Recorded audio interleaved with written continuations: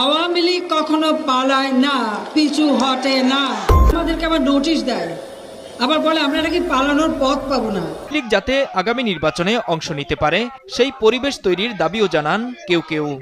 দ্রুত নির্বাচনের মাধ্যমে এবং বাংলাদেশে মুক্তিযুদ্ধের পক্ষের শক্তি আওয়ামী লীগকে রাজনীতি করার একটি অবকাঠামো সৃষ্টি করার জন্য।